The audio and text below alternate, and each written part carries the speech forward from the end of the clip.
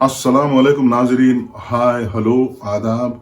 आप सबका वेलकम है, खैर मक़दम इस्तकबाल है, स्वागत है AJ चैनल में। नाजरीन, आज हम आपके लिए लाए हैं एक वाक़या सामरी जादूगर का। जी हाँ, मैजिशियन सामरी या फिर सामरी जादूगर। सामरी जादूगर के मुताल्लिक़ हम आपको बताते चलें कि मुख्तलिफ़ रिवायात में उसके नाम के मुताल्लिक़ अलग अलग कहा गया है। इब्न जरीर इब्न अब्बास से रिवायत फरमाते हैं कि उसका नाम था सामरी इब्न ज़फ़र, और एक और रिवायत में है कि उसका नाम था सामरी मूसा, जो जादूगर था। और ये वाक़या है फ़िरौन और मूसा अलैहिस्सलाम के दौर का। जी हाँ, जब फ़िरौन ने लड़कों को कत्ल करने का हुक्म दिया, जब उसे ये खबर पहुंची कि सामरी जादूगर आने वाला है, तो चूंकि वह हर एक को अपना हरीफ समझता था और ख़ुद को अपना खुदा मानता था, तो इस ख्याल से उसने तमाम लड़कों को कत्ल करने का इरादा किया और उस हुक्म पर अमल भी हो रहा था।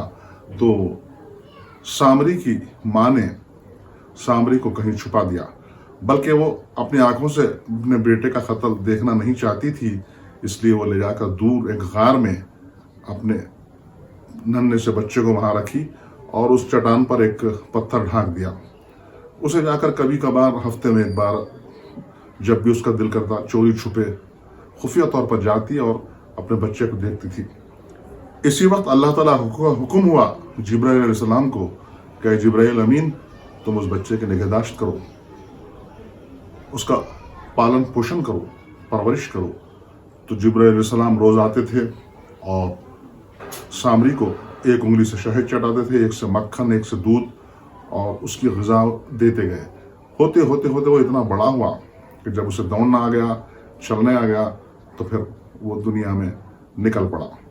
पूरी शऊर की हालत में मैच्योर हो गया था, बड़ा हो गया था। तो सामरी जादूगर फ़िरौन के खात्मे के बाद जब मूसा अलैहिस्सलाम के जो भी हिमायती थे, उनको अल्लाह ताला ने रहमत से नवाजा, उनके लिए रास्ते बनाए और उनकी ज़िंदगी को पुरसुकून किया। सामरी जादूगर भी उनके साथ था। एक दफ़े अल्लाह ताला का हुक्म हुआ मूसा अलैहिस्सलाम को कि वो कोहतूर पर आएँ, कोहतूर की चोटी पर आएँ और वहाँ पर एतिकाफ़ करें, रोज़ा रखें 40 दिन। तो उन्हें तौरेत किताब दी जाएगी, क्योंकि पैगंबर बन चुके थे मूसा अलैहिस्सलाम, तो उन्हें तौरेत से नवाजने की बात अल्लाह ताला ने की और कहा कि एतिकाफ़ और रोज़े के बाद आपको तौरेत हवाले की जाएगी। तो मूसा अलैहिस्सलाम कोहतूर पर गए और जाते जाते उन्होंने अपने भाई हारून अलैहिस्सलाम को दीन इस्लाम की तरवीज और इशाअत और तबलीग के लिए उनको हिदायत देकर वो कोहतूर पर चले गए। रोज़े रहे, पाबंदी से मोतकिफ़ थे, एतिकाफ़ करते रहे, और 40 दिन के बाद अल्लाह ताला ने उन्हें तौरेत किताब दी और वो तौरेत लेकर बखुशी कोहतूर से नीचे आए। बस्ती में आकर देखे तो माहौल बिल्कुल अलग था, क्योंकि नाजरीन, सामरी बहुत ही चालाक, बहुत ही कनिंग, बहुत ही शातिर, बहुत ही मसलियत पसंद, बहुत ही डिप्लोमेटिक था। वो बदनीयत था, बदबख्त था। उसने जैसे ही मूसा अलैहिस्सलाम को 40 दिन के लिए कोहतूर पर जाने के मौका ताक रहा था, वो जैसे ही वहाँ गए, ये यहाँ पर दीन में तहरीफ और तब्दीली करने लगा।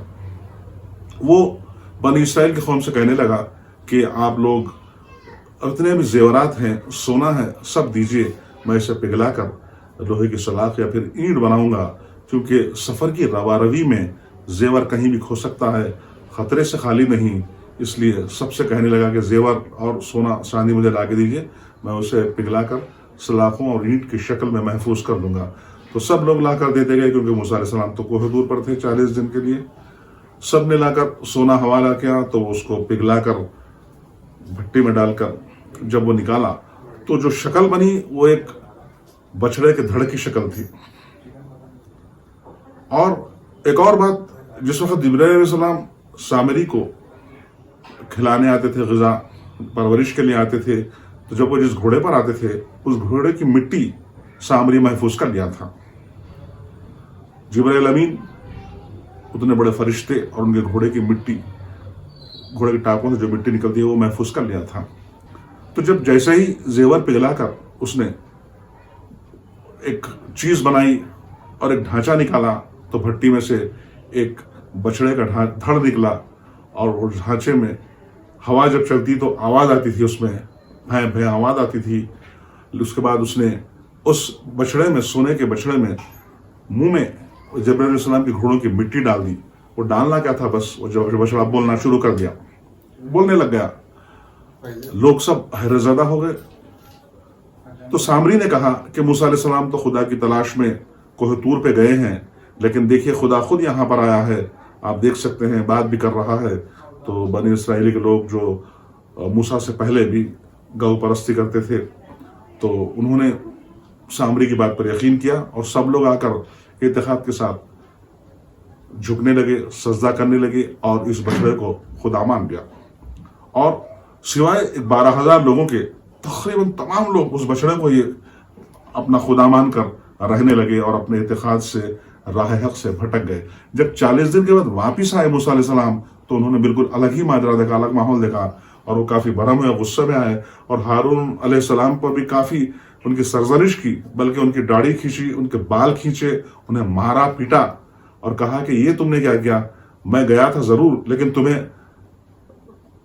اللہ تعالیٰ کی راہ پر چلنے کے لیے تمہیں ذمہ داری دی تھی، تو یہ سب لوگ کیسے بھٹک گئے اور تم کیا کرتے رہے؟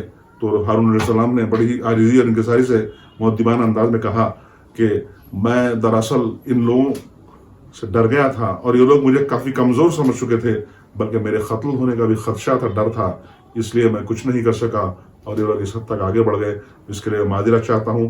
میرا شمار یا اللہ تو ظالموں میں نہ کر، کیونکہ میری نیت تو بالکل نیک ہے۔ تو اس پر موسیٰ علیہ السلام کا غصہ ٹھنڈا ہوا اور انہوں نے اللہ سے دعا کی کہ ہارون علیہ السلام کو بخش دے، ان کی خطا معاف کرے۔ اور اس کے بعد جب سامری کا جادو چل رہا تھا، لوگ بھٹک گئے تھے، تو انہوں نے ٹھان لی کہ پھر لوگوں کو راہ خدا پر لانا ہے، اس راستے پر چلانا ہے جس پر میں نے لوگوں کو ہمیشہ تلقین کی، ہدایت کی، ہمیشہ اللہ کی بات بتاتا رہا۔ تو ناظرین اس کے بعد ہوا یہ کہ سامری جادوگر کا جادو چلتا رہا اور موسیٰ علیہ السلام شدت کے ساتھ مخالفت کرتے رہے اور لوگوں کو بتاتے رہے۔ اس کے بعد ہوا یہ کہ اللہ تعالیٰ نے موسیٰ علیہ السلام کو ایسی طاقت بخشی کہ وہ لوگوں کو حق بتاتے ہوئے بالکل نہیں تھکتے تھے، بلکہ بے دریغ اچھے انداز میں لوگوں کو سمجھاتے رہے۔ موسیٰ علیہ السلام نے پھر اللہ سے دعا کی اور اللہ نے ان پر رحم فرمایا۔ اس کے بعد موسیٰ علیہ السلام بچڑے کی پوجا کی مخالفت میں نکل پڑے اور اللہ تعالیٰ کا حکم ہوا کہ جو لوگ میری پرستش کر رہے ہیں وہ لوگ ان کو قتل کر دو جو بچڑے کی پرستش کر رہے ہیں۔ ایمانی طاقت کا ایسا عمل شروع ہوا کہ ان لوگوں نے چن چن کر 70,000 لوگوں کو جو بچڑے کی پوجا کرتے تھے ختم کیا۔ اس میں سامری جادوگر بھی شامل تھا اور موسیٰ علیہ السلام نے اس بچڑے کو جو سونے کا تھا، جس کی پوجا کی جاتی تھی، ریزہ ریزہ کر کر، ٹکڑے ٹکڑے کر کر اس کو پھینک دیا۔ تو ناظرین اس طرح سامری جادوگر کا خاتمہ ہوا۔ تو ناظرین یہاں پر ہم کو دو باتیں ملتی ہیں، سبق یا سیکھ دو باتوں کی۔ ایک یہ کہ سامری موسیٰ، اس کی پرورش ہوئی فرشتوں کے سردار جبرائیل امین، آپ نے پرورش کی، آپ نے غذا دے کر اسے بڑا کیا، لیکن وہ راہ حق اور راہ خدا سے ہٹ گیا اور کفر کی طرف چل پڑا۔ جبکہ موسیٰ علیہ السلام فرعون کے گھر میں پرورش پائے۔ فرعون جو شروع سے خدائی کا دعویٰ کر کے اللہ کی لعنت کا شکار تھا، اس کے پاس بحفاظت نہ صرف پرورش پائی بلکہ وہاں سے وہ پیغمبر بن کر نکلے۔ تو ناظرین کہنے کا مطلب ہے کہ جو آدمی شروع سے ہی نیک بخت ہوتا ہے، شروع سے ہی ہدایت یافتہ ہوتا ہے اور جو اللہ کا ماننے والا ہوتا ہے، یقیناً اسے کامیابی ملتی ہے اور اس کی نجات ہوتی ہے اور اسے وہ مقام ملتا ہے جس کا کہ وہ مستحق ہے۔ جبکہ سامری بدبخت تھا، بدنیت تھا، چالاک تھا، جادو ہونے کے باوجود بھی وہ آخر میں کفر اختیار کر کے گمراہی کے غار میں چلا گیا، بلکہ مارا گیا اور اللہ کی طرف سے اس پر بھی لعنت ہوئی۔ تو ناظرین اس سے ہم کو سبق یہی ملتا ہے کہ اگر ہم اچھی نیت رکھیں تو ہمارا انجام بھی اچھا ہوگا، اگر ہماری نیت میں کوئی کھوٹ ہے تو اس کا اثر ضرور ہمارے انجام پر پڑے گا، ہماری شخصیت پر پڑے گا، اور شخصیت کی جو تربیت ہوتی ہے، اس کی تشکیل جو ہوتی ہے، اس میں رکھنا پڑ سکتا ہے۔ تو ناظرین، ہم ہمیشہ یہی کوشش کریں کہ ہم ازل سے شروع سے نیک راستے پر چلیں تاکہ ہمارا انجام بھی نیک ہو، کیونکہ اگر کہیں بھی کوئی لغزش ہوتی ہے، اگر ہم شروع میں لڑکھڑاتے ہیں تو اس کا اثر آخر میں ہی پڑتا ہے۔ سامری جادوگر ہونے کے باوجود، چالاک ہونے کے باوجود، شاطر ہونے کے باوجود، اس نے جو راہ ناحق اختیار کی تھی اس کا خمیازہ بھگتا، اور موسیٰ علیہ السلام جو شروع سے حق پر تھے، فرعون جیسے کیا کہنا چاہیے ظالم بادشاہ کے پاس پرورش پا کر پیغمبر بنے، اور آج بھی پیغمبر ہیں، اور ہمارا ایمان اسی وقت مکمل ہوتا ہے جب ہم محمد صلی اللہ علیہ وسلم سے پہلے کے پیغمبروں پر بھی ایمان لاتے ہیں۔ تو ناظرین، اس سے ہم کو یہ درس ملتا ہے کہ آدمی اپنی نیت ہمیشہ اچھی رکھے اور وہ ہمیشہ نیک رہنے کی کوشش کرے، اللہ کی مدد بھی ہوتی ہے اور وہ نیک بنتا ہے۔ اور جادو، انسان کا یعنی کرتب یا پھر اس کی سازش، تمام چیزیں ناکام ہوتی ہیں اور حتمی فیصلہ ہوتا ہے اللہ تعالیٰ کا۔ تو ناظرین، اس پیغام کے ساتھ ہم آپ سے اجازت چاہتے ہیں اور آپ سے درخواست کرتے ہیں کہ جو لوگ پہلی بار AJ چینل دیکھ رہے ہیں، برائے مہربانی سبسکرائب کریں، ویڈیو کو زیادہ سے زیادہ لائک کریں، شیئر کریں، اور بیل یعنی گھنٹی کے بٹن کو دبانا نہ بھولیں تاکہ ہمارا نوٹیفیکیشن بر وقت آپ تک پہنچ سکے۔ تو ملتے ہیں اگلے ویڈیو میں۔ اللہ سے دعا ہے کہ ہمیشہ ہمیں نیک سوچ اور نیک عمل کی توفیق دے تاکہ ہمارے آخرت میں فلاح ہو، ہماری دنیا بھی کامیاب ہو اور ہم دین میں بھی کامیاب ہوں، اور اللہ تعالیٰ سب کو صحت مند رکھ۔ اس بات کے ساتھ ہی ہم آپ سے اجازت چاہتے ہیں۔ خدا حافظ، گڈ بائی۔